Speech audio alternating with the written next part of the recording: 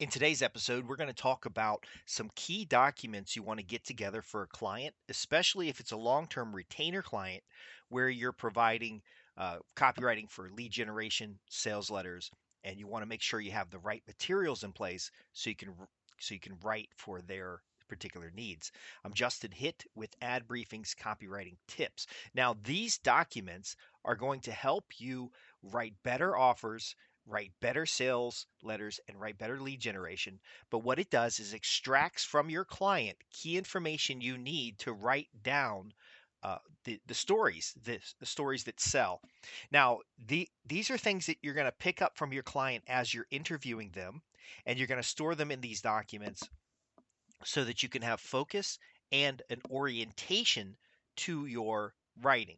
Because a lot of times the client is going to say, hey, I'd like better copy on my website. I'd like better brochures. I'd like better sales materials. And then it's just like a wish list rather than a menu or a statement of work where you can actually start delivering these materials.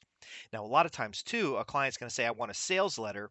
But if they don't have sales letter controls, if they don't have customer avatars, if they don't have a lot of the background information, they need more than a sales letter. And that's again why we set up retainer accounts for our larger clients so that we can provide them this background. Now, these documents are written in such a way that any copywriter can use them. So it's not just for you, it's not something you're going to keep internally. This is a set of materials you're going to build for your client that is going to help your client be more congruent with their copy, with their entire marketing program. And it actually is an add on to their marketing plan. So if they have a marketing plan already, that's great. We're going to extract from that plan and we're going to develop these core documents.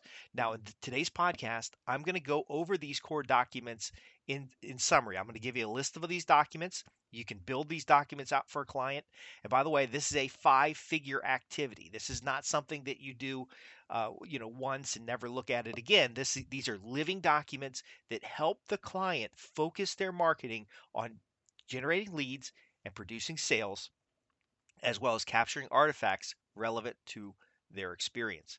So these documents I want you to grab a piece of paper and be ready to write this down, ready to take notes, because these documents are going to change the way you do copy. It's going to make it easier to write copy that actually works for this client, as well as help the client focus their desires into outcomes. The first document is an editorial calendar. An editorial calendar is the copy that they've committed to produce over a period of time for all their channels. It's the marketing pieces, the letters, it's all the details of their campaigns in one place called an editorial calendar. And this particular document, again, is what they've committed to do. If this document is empty, then they don't really have an idea what they're going to be doing over time, and they'll kind of just do anything. So again, we want to focus what they've committed to do, and every piece of content in the editorial calendar, because remember, we're direct response marketers. Every piece of content in the calendar that they've committed to do is tied to an offer. So the next document you have is called an offer matrix. The offer matrix outlines their primary offer, the downsell to the primary offer, their secondary offer, and the downsell to their secondary offer. These are often high ticket services.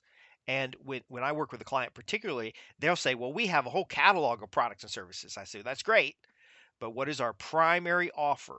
Like, what is the entry level product that gets the customer in the door? What's the thing that they tend to buy more often? We want to focus on those things because if we're writing copy for two primary offers, then it's a lot more focused. So their marketing dollars go further, their marketing dollars generate revenue, and then we have a key touch point for measurement. And so that's your offer matrix. That simply is a quadrilateral diagram, which is basically 4 blocks on a page. And the upper left corner is the primary offer, the number one thing that they want to sell. It's usually a high ticket service. And then below that block would be another block that has their secondary offer. Now, when we present this, we're going to present A or B. We're not going to present a catalog of products. The catalog is for after you've gotten the customer. But if we want customer retention, if we want customer new customers, we've got to narrow their focus down to one or two things. Plus, all the content we create, all the sales letters, all the email series, all the stories we tell are pivoting to the primary offer or the secondary offer. Now, what happens if the customer's already bought the primary offer? That's okay. You now put them on a different list as a prospect for the secondary offer, and then you start moving them towards the secondary offer. These are going to be the two products that your best customers always buy or most likely to buy, and then we're just going to focus on that. Now, it doesn't mean you can't take these documents and extract from them and sell other products and services the company has. But again, if they're coming to you and they say, look, we got these 5 products that we want to sell into, and it's just too diverse, it's too spread out. We want to focus attention on the number one thing that we want customers to have to purchase or to get involved with. These are the key products that are they're going to be known for. Now, later, after they've sold a lot of this, now we can start graduating to other products and your offer matrix could grow. But initially, when you start working with a client, it's so much easier to focus on the power and strength of 2 offers. Now, I know a lot of ad agencies are going to do some gimmick BS where they're going to say, oh, yeah, we've increased sales all across the organization. We don't do that. We focus on 2 offers and then we increase sales in those 2 offers. The client can easily measure it. We can show them the results and then we can go back and recycle everything that sold those 2 offers to sell the offer number 3 and then the number 4. And it's kind of like we're ratcheting up their sales and building systems that increase their profits, their revenue, their growth. They're going to have funnels to drive customers in rather than just this haphazard catalog of offers. So it's, again, the offer matrix is 2 key offers, and then of course the downsells. So if they don't want the primary offer, which is in the upper left-hand corner, there's a in the upper right-hand corner, there's the downsell, and so you might have a 5-figure offer and then a 4-figure offer. The 4 figures for people wanting to get started. Okay, so here we go. We got these 2 offers. What do we have next? We have editorial topics. Now, editorial topics are all the ideas of content they could be writing. So we are drilling down into our customers. And these, by the way, these documents are not in any particular order. You'll eventually have all these documents. But we're drilling down into our customers, into our offers, into our market segmentation. By the way, there's a document called the audience segmentation we'll talk about next. But we're writing down all the topics that could be. Now, when a client comes to you and says, "Hey, we really should write some content on the website about artificial intelligence," and because that's a really cool thing that's going on, you say, "Great, let's put it in the editorial topics, and then we can sit down at a meeting at the end of the week and commit on that and see where it fits in the editorial calendar." See, the topics is the capture place for all the ideas and concepts, and it's basically a giant list of big ideas that are again organized according to the offers. So you're going to have a bunch of topics that are related to offer number 1. You're going to have a bunch of topics that relate to offer number 2. And then you're going to have a bunch of topics that aren't related to any offer at all. And that's signaling to the client that we face priority on topics tied to the offers they have versus things that would just be nice to write about. Now, where do we develop these offers, these titles and topics and big ideas from? We develop from the audience segmentation. Now, when I work with a client, I do often offer a client research where we're building customer avatars, buyers personas. We're drilling down into the Prism audience segmentation. We're drilling down into deep psychological topics. We're taking their existing customer list and we're processing it with data analysis to determine where can we find similar audiences. That's not this document. This document of audience segmentation is simply bullet point list. Again, all of these documents are bullet point lists, and it is kind of like the about page for your website. So it's going to be um, a, a just a high level. Who's the audience? What do they want? What can you offer them? And from that, it's kind of the touch point for who are we talking to. So the audience segmentation document could mention the Prism categories because that gives us better context, but it's really about that touch point. You want to be able to have that on hand when you're talking about the topics. So if somebody says, "Hey, why don't we write about artificial intelligence and its application to help customers use our product better. Okay, great. Which customers? Go to the audience segmentation document and find those customers. Uh, which products? Go to the offer matrix and see if it's on that list. If they have a product they want to promote that's not on the offer list, then we have to have the bridge of going through the primary purchase, because again, we've decided that these two offers in this matrix are the first things customers tend to buy, and we build that connection. See, these documents are keystones that help build a strong foundation for all copy. Now, the last document that we're going to have is called a story inventory.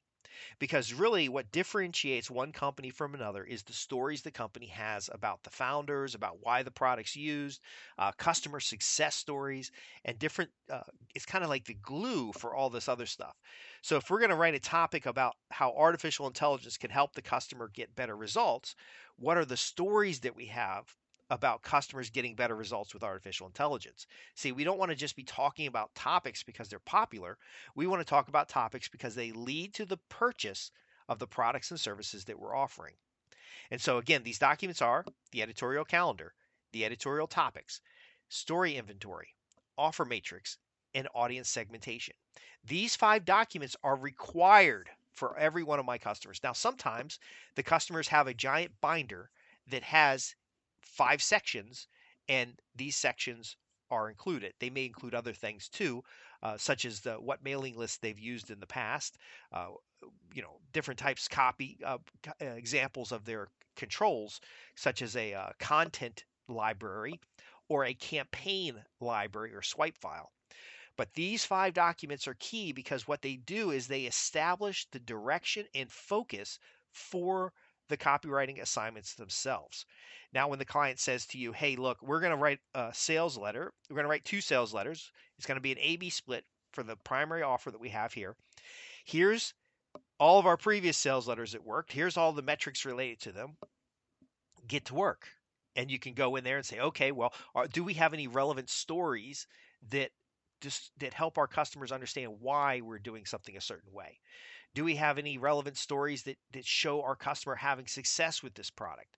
Okay, what offers have we had related to this product that worked and which didn't? And you talk about bonuses and different things like that.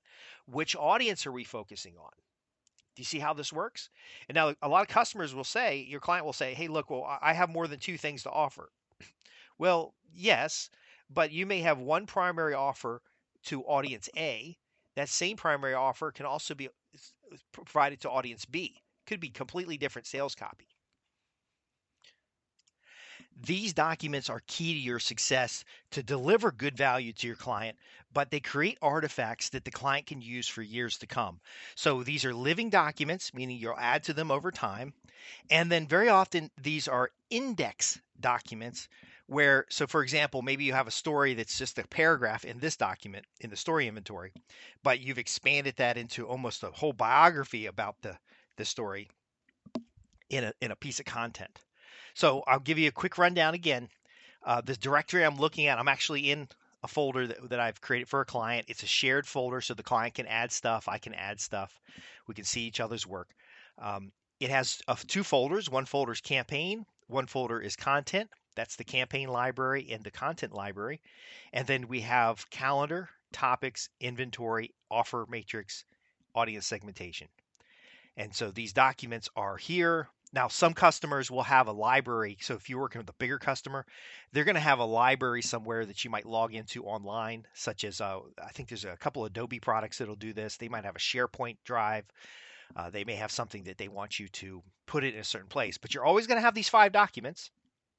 Whether or not the client knows they need these documents is a different story. But again, this is how you add additional value to your client. This is how you focus their marketing budget on getting specific results. This is how you make it easier for them to measure your success, because that's important. A lot of ad agencies don't go through all this because they want to just sling spaghetti against the wall and see what sticks. We're about very deliberate, accountable direct response advertising. And then finally, these documents help produce clarity. That way, when you're doing a brainstorming session or something, you don't end up with more topics than you can write on, or topics that the customer really loves to hear about, but doesn't actually produce any results. We want to produce results, and we want to do this in a consistent way. The last point I want to make is that you, as a copywriter, as a marketer, as a small agency, can get bigger by creating these documents for yourself. So practice with yourself. You should be able to pull up your origin story, to pull up your growth story, to pull up the client success stories at a blink of an eye. You should be able to go in and know what content you're going to put on the calendar and when and actually follow it. You should also know what topics are there. So rather than chasing topics, you're actually inventorying topics and choosing topics based on the offers that you can make. And finally, which audiences are you targeting? This is about target marketing. This is not about mass market, just splatter stuff everywhere and see what the hell sticks. Anyway, I'm Justin Hitt with Ad Briefing's Copywriting Tips, and this has been about the 5 key documents that help you on retainer clients write better copy, focus their marketing dollars on results, and produce a consistent and long-term client growth that they will not see anywhere else, because this is outcome oriented. Here at Ad Briefings, we're more than happy to answer your questions about copywriting techniques, the business of copywriting, how to be more influential with your copy, and even copy critiques that we are going to do from time to time. The key is that you visit us at www.adbriefings.co.uk, join our newsletter, or ask your questions on the contact page. I'm Justin Hitt. I'm here to help you transform business relationships into profits with the tools and techniques that help you use words that sell. I'll see you in the next podcast.